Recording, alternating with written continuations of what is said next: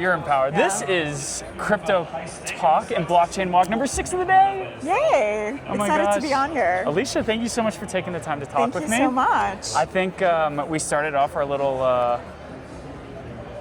chat by pointing out the fact that you're a Bitcoin L2 here in the belly of the beast in the lion's den. Indeed. This is your second ETH Denver, though. It's actually my 5th ETH Denver. Yeah, So basically, I did work on the crypto side of things, but I've been building this Bitcoin L2 for about 3 years now. Okay. So the last few times have been representing Bitcoin, and actually 2 years ago, if you remember, there's quite a big BTC Denver contingent, right? Yes. Noticeably absent this year, so that's why I'm here to represent. Do you think that that's just like a state of the market? Exactly. I think it's the state of the market, it's the state of the price of Bitcoin and everything else. So unfortunately, that seems to be the trend that I'm seeing this year. I had a spicy take. Okay. With why BTC L2s were such a dominant narrative in 2023 and 2024. Yeah. Because we had Gary Gensler as the SEC. Yeah. And Bitcoin is a commodity chain. It is, I would argue, one of 2 chains that cannot be stopped by a nation state. With the other being Ethereum? Yeah. Okay. And because of this, we needed to have blockchains that could be the substrate for other sorts of activity, which is why we had this massive boom in Bitcoin L2 narrative. Yeah. And now we're starting to see Bitcoin L2s come to fruition. Yes. So where am I right or wrong on that assumption? I think you're right. I think the rise in Bitcoin L2s is actually, there's 2 factors here. Okay. One is there were technical constraints that prohibited Bitcoin L2s from existing until a few years ago.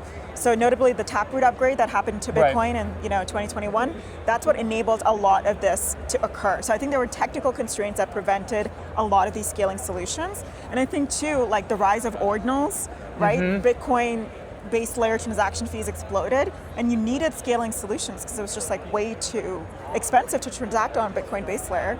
And I think what Bitcoin L2s really unlocked is this broader idea of, hey, Bitcoin is like the largest crypto asset in the world. Why don't we do anything with it? Yeah. And it's not only about like the loss of productive capital, it's also like the loss of talent, it's like the loss of innovation, right? A lot of that has flowed into Ethereum and other ecosystems, and I think it's important to bring that back to the OG crypto, which is Bitcoin. Yeah. So are we a Udi Wertheimer fan? Sorry? Are you an Udi fan? Of course. We love the Taproot wizards in this household. Yes. Shout out to Udi.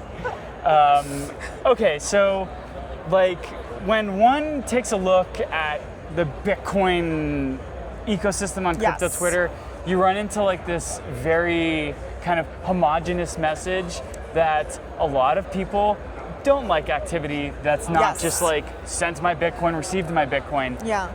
How do you deal with this? Do you find yourself running up against this in reality? Is this a narrative that is a headwind for the development that you do? Yeah, actually it's so fascinating. I call them the loud minority of Bitcoiners. Awesome. Right? And I think they're waning in importance, which I think is going to be a net positive for Bitcoin as a whole, right? So the loud minority of Bitcoiners who are, ossifiers, don't think Bitcoin should be changed even a little bit, don't believe you should do anything with your Bitcoin. I actually think they're holding Bitcoin back. And now I think what's super interesting is we're seeing a cultural change within Bitcoin, right? And people are seeing that you can do just even basic financial primitives like earning yield, borrowing against your Bitcoin. The ability to enable that is a massive opportunity.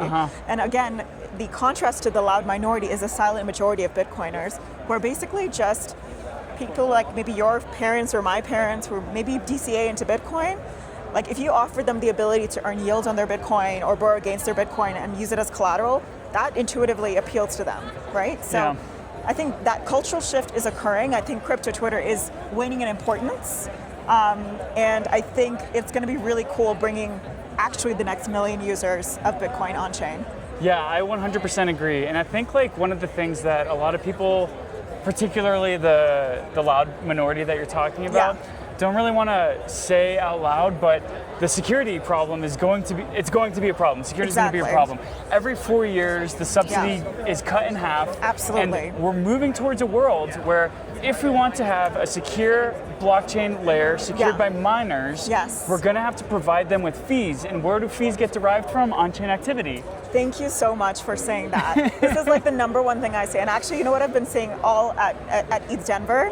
as like, hey, we're all down bad because Bitcoin is down. 100%. Right? We're all down bad. Yeah. You can pretend that Ethereum lives in a vacuum, but it does not, No, right? I agree. The two are intricately correlated with each other. So if you care about your bags of Ethereum, you need to care about Bitcoin's price. And if you care about Bitcoin's price, you need to care about Bitcoin adoption. 100%, right? Because yeah. those are the two things that drive Bitcoin price are speculation and adoption, right? And right now that people are not speculating on it as much, it becomes increasingly important to transact with it, to use it, to drive like minor rewards, of course, right? So it's the number one thing I've been talking about all week, and I feel like people are finally getting it, that it's important to care about Bitcoin at an Ethereum conference. But like, let's not like sell yourself as like a Bitcoin maxi. The chain that you're building uses EVM. Yes. So what is the crazy overlap here? Why is a Bitcoin L2 using an EVM? So it's interesting. We don't even tell our users that it's an EVM because I think we think of EVM as just like a software and execution layer. Right. Right? And it is the best one, right? And I spoke about this on the panel, but you can argue about the security of EVM versus other virtual machines or other execution environments, but I think it's still by far the most scale one with the most devs, the most tooling, the most ecosystem. 100%. So how can you argue with the lindiness of the EVM, right? And so that is how we think of it. It's like it is the most scale virtual machine, the most scale software environment for any crypto application. And so that's how we think about it. But we want to bring it to Bitcoin and Bitcoiners, and we are already doing so. So what's like a cool way that I can deploy my dormant Bitcoin to actually earn me yield or something like that? That's awesome. So there's multiple things you can do immediately. So you can bridge your Bitcoin to Botanix and stake passively into something called STBTC, which is stake Bitcoin. And it's basically the yield on that comes entirely from activity on the network in Bitcoin. Okay. So not affiliated with tokens or points or anything, just pure Bitcoin in, Bitcoin out. That's something you can do immediately as soon as after this conversation. And then if you want to take it up to the next level, what you can do is you can borrow against your Bitcoin lend your Bitcoin and borrow stable coins. So you can borrow USDC against it on Dolomite, which is a lending protocol that's live on Botanix. And then you can even put it into Blend, which is a vault that we just went live with last week, and earn about 10% yield on that USDC. Awesome. So I guess like wrapping up in the last question, without getting into super wonky technical answers, how do I use my Bitcoin on Bitcoin L1 to earn rewards on an EVM-based Bitcoin L2? Is it real Bitcoin? Is it wrapped Bitcoin? How do I move my assets between the two networks? Perfect. So I think like the way, basically you go to our website and we have a bridge that's live on our website, which we built ourselves, of course, from the ground up.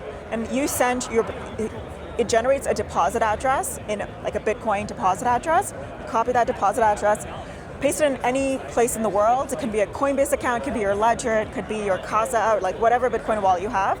And you can send Bitcoin from anywhere in the world and it will show up in your linked EVM wallet. And then from there it's off to the races. Awesome. Yeah. Where can I send people to go start earning on their Bitcoin right now? They should all go to botanixlabs.com and check us out on Twitter. So our X is Botanix. Awesome. Thanks, Alisia. Thanks so much. Cheers. Great being on here.